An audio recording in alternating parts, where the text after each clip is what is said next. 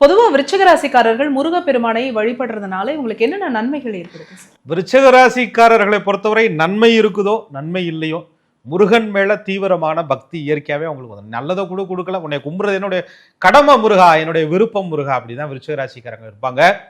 விருச்சகத்தினுடைய அமைப்பே எப்படி இருக்குன்னா தீவிரம், ரகசியம் அப்படின்னு சொல்றது.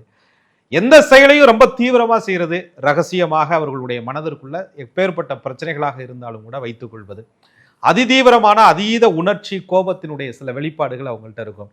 விருச்சக ராசிக்காரர்களுடைய வாழ்க்கையில தடைக்கல்லாம் இருக்கக்கூடிய மிகப்பெரிய ஒரு ஹிடன் ப்ராப்ளம்னு ஒன்று இருக்கு. அந்த மறைமுகமான பிரச்சனை தான் விருச்சக ராசிக்காரர்களுடைய வாழ்க்கையில அடுத்த கட்ட முன்னேற்றத்திற்கு போக விடாம விருச்சக ராசிக்காரர்களை தடுக்கும் சக்தியா இருந்துகிட்டு இருக்கு. அந்த சக்தி உடையணும்னா, அந்த சக்தி மாறி நல்ல சக்தி அவங்களுக்கு கிடைக்கணும்னா அவர்கள் முருகனை நிச்சயமாக வழிபாடு செய்யணும். அதிலும் ஒவ்வொரு ராசிக்கும் முருகன் அப்படிங்கிறது ரொம்ப அற்புதமான தெய்வம். அதுல 6 படை வீட்டுல அவங்கவுங்க ராசிக்கு தகுந்த முருகப்பெருமானுடைய படை வீட்டிற்கு போகும்போது அவங்க வாழ்க்கையில மிகப்பெரிய இருள் என்பது நீங்கும். விருச்சக ராசிக்காரர்களுடைய வாழ்க்கையில மிகப்பெரிய நன்மைகள்ங்கிறது நிச்சயமா நடக்கும்.